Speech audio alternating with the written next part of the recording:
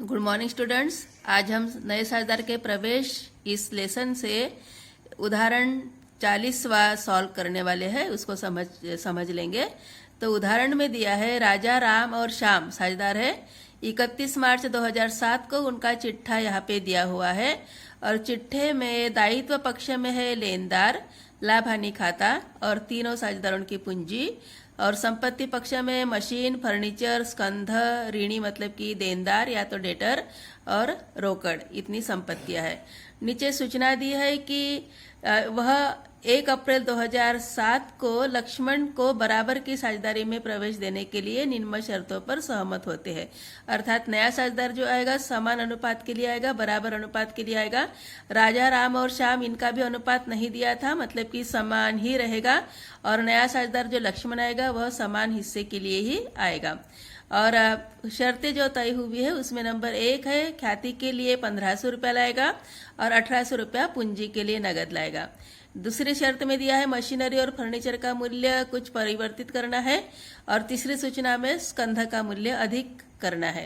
तो इन सूचनाओं के आधार पर आपको पुनर्मूल्यांकन खाता और नई फर्म का चिट्ठा तैयार करना है।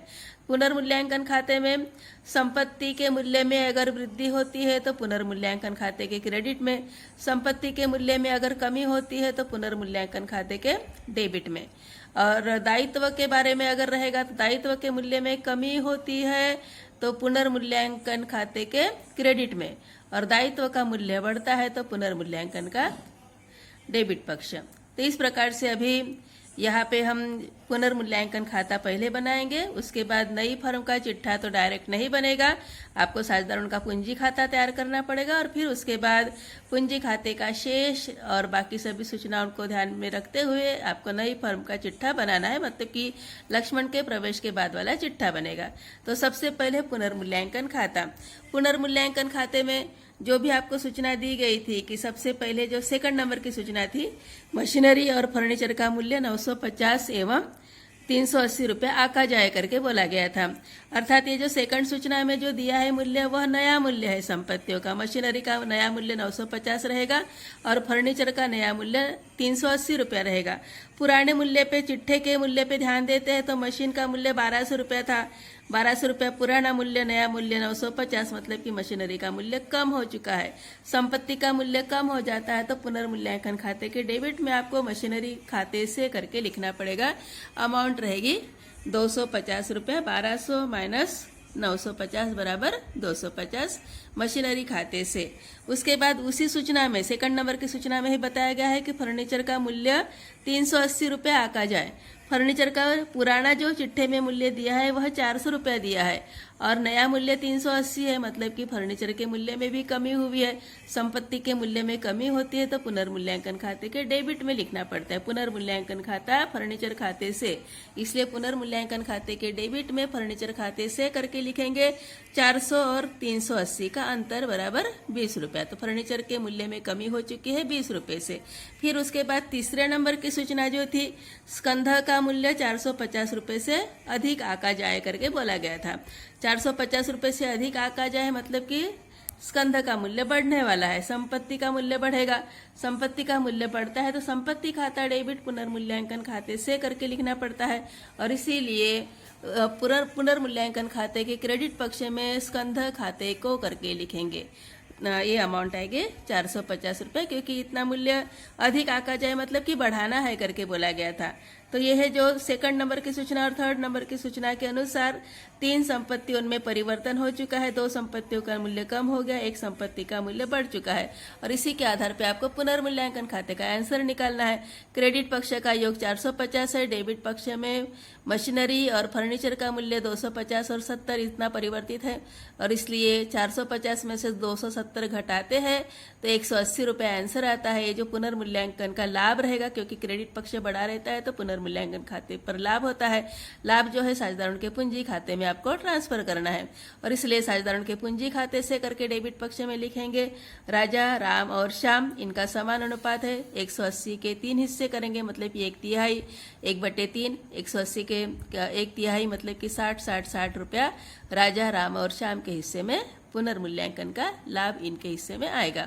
इस प्रकार से पुनर्मूल्यांकन खाता पूर्ण होगा। फिर उसके बाद आपको बनाना है साझेदारों का पूंजी खाता। जितने साझेदार है उतने कॉलम्स आपको अमाउंट के लिए बनाने हैं, अर्थात डेबिट के यहाँ पे टोटल 5 कॉलम बनेंगे, क्रेडिट के भी 5 कॉलम बनेंगे। पर्टिकुलर है राजा, राम, श्याम और नया साझेदार लक्ष्मण, और उसी प्रकार से क्रेडिट में भी उतने ही कॉलम है। अभी ये जो क्या बोलते पूंजी खाता बनाने के लिए सबसे पहले दायित्व पक्ष में इनकी पुराने साझेदारों की पूंजी दी ही जाती है। तो पुराने साझेदारों की पूंजी राजा, राम और श्याम, इनकी पूंजियों का जो शेष था वह पूंजी खाते के क्रेडिट में ट्रांसफर होता है। राजा का है 2000, राम का है 1750, श्याम का है 1500 रुपया। तो इसे आपको पूंजी खाते के क्रेडिट में लिखना है बाय बैलेंस ब्रॉट डाउन। 2000 रुपये राजा के कॉलम में, राम के कॉलम में 1750 रुपया, श्याम के कॉलम में 1500 रुपया, लक्ष्मण के कॉलम में अभी कुछ नहीं लिखोगे। पहली कंडीशन के अनुसार लक्ष्मण पूंजी के लिए 1800 रुपये नगद लाएगा करके बोला गया था, जिसे हम बाय कैश अकाउंट करके या तो रोकड़ खाते को करके लक्ष्मण के कॉलम में लिखेंगे 1800 रुपया, सेकंड एंट्री क्रेडिट पक्ष की। फिर उसके बाद नेक्स्ट जो एंट्री रहेगी, पुनर्मूल्यांकन खाता आपने बना लिया था, पुनर्मूल्यांकन खाते का लाभ हो चुका है, इसलिए पुनर्मूल्यांकन खाते को करके क्रेडिट में लिखोगे राम, राजा और श्याम, राजा, राम, श्याम, इनके कॉलम में 60 रुपए लिखोगे। फिर उसके बाद पहली कंडीशन के अनुसार ख्याति के लिए सूचना थी कि लक्ष्मण नाम का साझेदार ख्याति के लिए रकम लाएगा। नया साझेदार यदि ख्याति की रकम लाता है तो उसे हम पुराने साझेदारों के त्याग के अनुपात में विभाजित करते हैं। प्रश्न में अगर त्याग का अनुपात नहीं दिया है तो उनका जो भी अनुपात रहता है उसी अनुपात में हम इस ख्याति की रकम का विभाजन करते हैं। इसलिए 1500 रुपये का विभाजन इनके पुराने अनुपात में, पुराना अनुपात समान है और इसीलिए ख्याति का विभाजन क्रेडिट में होगा, प्रीमियम खाते को करके हम लिखेंगे। और 1500 का 1/3, 3 साझेदार थे पुराने इसलिए 1/3, 3 समान हिस्से करेंगे तो 500, 500, 500 राजा, राम एवं श्याम के कॉलम में आपको ख्याति खाते को या तो प्रीमियम खाते को करके लिखना पड़ेगा। प्रीमियम खाते को ही लिखना पड़ता है, ख्याति का वर्णन आप नहीं करते, ख्याति को ब्रैकेट में दिखा सकते हो। तो इस टाइप से ये ख्याति की प्रविष्टि प्रीमियम के नाम से क्रेडिट में आएगी। फिर उसके बाद चिट्ठे में दायित्व पक्ष में लाभ हानि खाता करके दिया था। लाभ हानि खाता दायित्व पक्ष में है, मतलब कि साझेदारों को पिछले वर्ष का कुछ लाभ था जिसका विभाजन इन्होंने नहीं किया था और इसलिए इसका विभाजन भी पहले करना पड़ेगा, क्योंकि नए साझेदार के आने के पहले सभी जो पुरानी जो मदें हैं वो बिल्कुल क्लियर होनी चाहिए। तो पुराना जो लाभ हानि है यहाँ पे दिख रहा है उसका भी बंटवारा पुराने साझेदारों में करेंगे उनके पुराने अनुपात में। तो लाभ हानि खाता 1200 रुपये का दायित्व पक्ष में है, उसका विभाजन आपको साझेदारों के पूंजी खाते के क्रेडिट में लिखना है by profit and loss account या तो लाभ हानि खाते को करके लिखेंगे और 1200 रुपये का 1/3 अमाउंट विभाजन आप करोगे 400, 400, 400 राजा, राम एवं श्याम के कॉलम में। और अभी और भी कोई सूचनाएं प्रश्न में नहीं है। तो साझेदारों के पूंजी खाते में क्रेडिट में सबसे पहले उनकी पुराने साझेदारों की पूंजी का शेष, नए साझेदार की जो पूंजी है उसको रोकड़ खाते को, प्रीमियम का बंटवारा, ख्याति का बंटवारा समान अनुपात में, पुनर्मूल्यांकन का लाभ का विभाजन पुनर्मूल्यांकन खाते के आधार पे, और साथ में लाभ हानि खाता करके दिया था दायित्व पक्ष में, वह लाभ है। दायित्व पक्ष में अगर लाभ हानि खाता दिखता है मतलब कि लाभ है, वह पूंजी खाते के क्रेडिट में आएगा, साझेदारों के पूंजी खाते के क्रेडिट में। और मानो कि संपत्ति पक्ष में लाभ हानि खाता अगर दिखता है तो उसे हम हानि समझेंगे और हानि का उल्लेख हम साझेदारों के पूंजी खाते के डेबिट में करेंगे। और यदि पूंजी स्थायी है करके उल्लेख रहेगा तो चालू खाता बनेगा, चालू खाते के डेबिट में उसका उल्लेख होगा अगर लाभ हानि खाता संपत्ति पक्ष में है तो। और दायित्व पक्ष में लाभ हानि खाता है मतलब कि वह लाभ है, अगर चालू खाता भी बनाना पड़ेगा तो लाभ हानि खाता चालू खाते के क्रेडिट में दिखेगा। और मानो कि दायित्व में सामान्य संचय या तो जनरल रिजर्व दिखता है तो उसे भी साझेदारों के पूंजी खाते के क्रेडिट में विभाजित किया जाता है, अर्थात दायित्व की मदों का विभाजन साझेदारों के पूंजी खाते के या तो साझेदारों के चालू खाते में क्रेडिट में दिखाना पड़ता है। तो इस प्रकार से साझेदारों का पूंजी खाता यहाँ पे कंप्लीट होगा। चारों साझेदारों के पूंजियों का पूंजी खाते का जो योग है क्रेडिट पक्ष का ही ज्यादा है। राजा का योग है 2960, राम का योग है 2710, श्याम का योग है 2460 और लक्ष्मण के कॉलम का योग है 1800 रुपया। और वही इनका शेष लेगा करके रहेगा, बाय बैलेंस कैरी डाउन करोगे और यही शेष को फिर से बाय बैलेंस टू क्या बोलते हैं बाय बैलेंस ब्रॉट डाउन करके क्रेडिट पक्ष में लिखोगे। तो ये जो इस टाइप से ये अपना पूंजी खाता कंप्लीट होगा। फिर उसके बाद हम चिट्ठा बनाएंगे।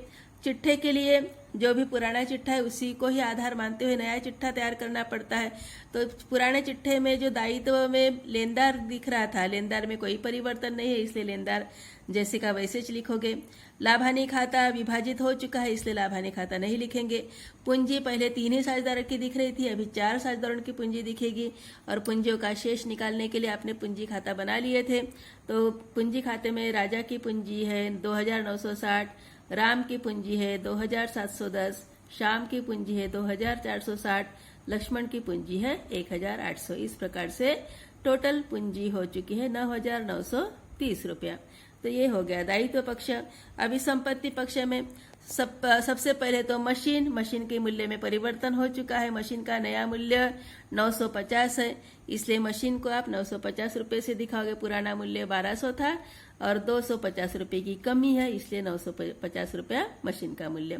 फर्नीचर का मूल्य 400 रुपया था और नया मूल्य 380 बोला गया है नया मूल्य, इसलिए फर्नीचर का मूल्य 380 दिखाओगे। अर्थात पुराना मूल्य जो 400 था उसमें से 20 रुपया घटाकर आपको नया मूल्य 380 रुपया दिखाना है। फिर उसके बाद स्कंध दिख रहा था 2650 रुपया। स्कंध के मूल्य में बताया गया था कि 450 रुपये से अधिक आका जाए और इसीलिए स्कंध 450 रुपया और जोड़ेंगे, तो 2650 और 450 मिला के हो जाता है 3100 रुपया। तो ये स्कंध का के बारे में पॉइंट हो गया। तो स्कंध का मूल्य बढ़ेगा और नया मूल्य हो जाएगा 3100 रुपया। स्कंध के बाद है ऋणी या तो देनदार करके बोला गया है। तो इसमें कोई परिवर्तन की सूचना नहीं थी, संधि की ऋण प्रावधान वगैरह कोई सूचना नहीं थी। देनदारों पर डूबत ऋण के लिए आयोजन वगैरह करने के लिए कुछ भी सूचना नहीं दी गई थी, इसलिए ऋणी या तो देनदार या डेटर जैसा था जिस पोजीशन में था वैसे ही लिखना है। फिर रोकड़ करके है, रोकड़ में परिवर्तन हो जाएगा क्योंकि नए साझेदार के प्रवेश पर नया साझेदार जो भी पूंजी लाता है उस पूंजी को आपको रोकड़ में जोड़ना पड़ता है। और साथ में ख्याति की राशि भी वह यदि नगद लाता है तो ख्याति की राशि प्रीमियम के रूप में उसको भी जोड़ना पड़ेगा। तो रोकड़ पहले 220 रुपया थी, अभी रोकड़ जो हो जाएगी 220 में 1800 रुपया पूंजी का एवं 1500 रुपया ख्याति मतलब कि प्रीमियम का ऐड हो जाएगा, जुड़ेगा। और इसीलिए रोकड़ बन जाएगी 220 प्लस 1800 प्लस 1500 बराबर 3520 रुपया। और इस प्रकार से अपना ये चिट्ठा समाप्त हो जाएगा। नए साझेदार के प्रवेश के बाद वाला ये चिट्ठा है, या तो इसे नई फर्म का चिट्ठा करके बोलेंगे। नया साझेदार जिस तिथि को प्रवेश लिया था साझेदारी में तो उसी तिथि का ये चिट्ठा है, मतलब कि 1 अप्रैल 2007 का चिट्ठा। दायित्व पक्ष और संपत्ति पक्ष का योग समान आएगा, 11730 रुपया दोनों पक्षों का योग आएगा। तो इस प्रकार का ये प्रश्न था। ठीक ढंग से प्रैक्टिस करना है, समझ में आ जाएगा, क्योंकि प्रैक्टिस से ही मनुष्य को सभी चीजें आसान लगती है।